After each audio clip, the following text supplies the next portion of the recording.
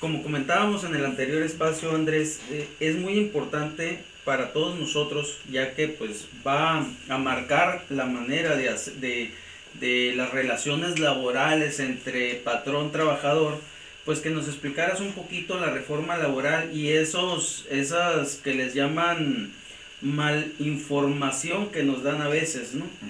Sí, mira, la verdad es que la reforma laboral es un tema importantísimo porque es parte de las muy llamadas reformas estructurales que realmente México ocupa y que no había salido porque en las anteriores legislaturas no hubo voluntad, ¿no?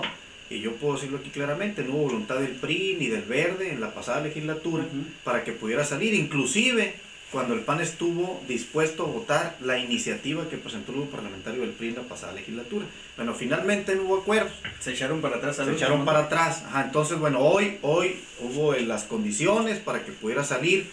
¿Y en qué consiste esa reforma laboral? Yo puedo dividirla en tres partes. Una que es la parte económica de esa reforma, la parte procesal de la reforma y la parte que tiene que ver con la transparencia y la rendición de cuentas por parte de los sindicatos. En la parte económica, ¿en qué consiste eso? Bueno, consiste en las nuevas modalidades de contratación. Hoy tenemos contratos de periodo a prueba que tiene que ver con contratar a alguien precisamente para ponerlo a prueba. Si finalmente asume la función en los términos que el empleador lo está requiriendo, pues va a tener un espacio laboral.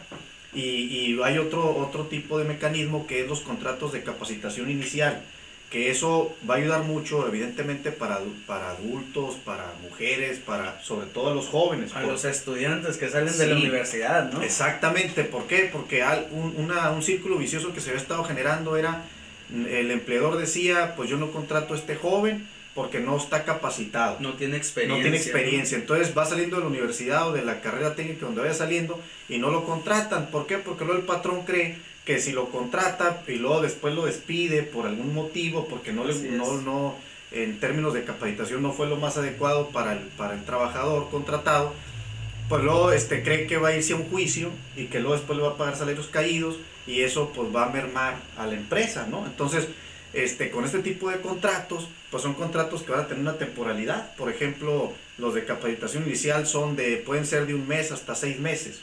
Entonces, en ese lapso, pues se va a capacitar el joven y va entonces a ubicar un lugar en la empresa. Y así el patrón no va a tener temor de que si lo va a demandar el trabajador, ¿no? Porque hay un periodo muy claro de cuál va a ser ese tipo de contrato, ¿no? Así es.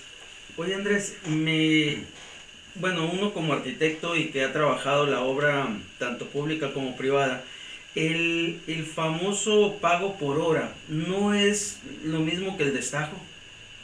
No, mira, es que es parte de la desinformación. Ajá. Ese tema del pago por hora, que yo debo decir que el PRD ha buscado mucho la manera de confundir a los ciudadanos, diciendo que el pago por hora va a fragmentar tu salario. Es decir, si el salario por una jornada son 62 pesos, ¿verdad? Entonces, que también es un referencial porque nadie te trabaja por 62 pesos. Ajá, ese es un referencial porque ese es como el salario oficial, ¿no? Ajá. Pero en los hechos sabemos que son 200 pesos o más la jornada, ¿verdad? De 200 a 250. Si no, le dices a la persona, ¿sabes qué? Pues no trabajo contigo y listo. Exactamente. Me voy a buscar una mejor opción. Así es. Entonces, en función, es más, si tasáramos las cosas de esa manera, a ver, 250 pesos aquí al menos en Baja California o en Mexicali, le pagan a un trabajador su jornada diaria, ok. Así es. Si lo contrata un empleador, un patrón, para que trabaje durante 6 meses, en un contrato de 6 meses, para que trabaje 3 horas, por decir algo, el patrón, de acuerdo a la reforma laboral que aprobamos, debe de pagarle los 250 pesos de la jornada. Como si hubiera la trabajado jornada todo el día. completa. Si eres contratado por 1 hora, aunque sea,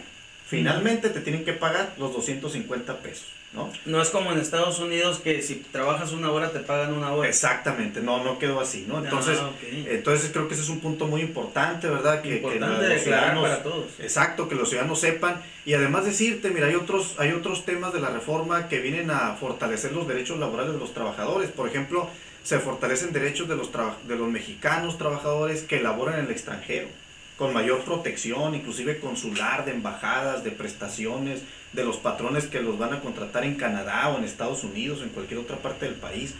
Los trabajadores del campo también. Hoy, por ejemplo, el trabajador del campo queda protegido con mayores prestaciones porque tú y yo sabemos, Tony, que somos del campo, y que además, bueno, a lo mejor a ti, bueno, a mí me tocó hacer labores en el campo, Sí. ¿verdad? Me tocó ir al desaje en algodón, me tocó ir a piscar uva, y a ustedes y yo sabemos que son ciertos, es una temporada, es decir, 3, 4 meses o 5 meses y ya el trabajador se va y se le paga por semana.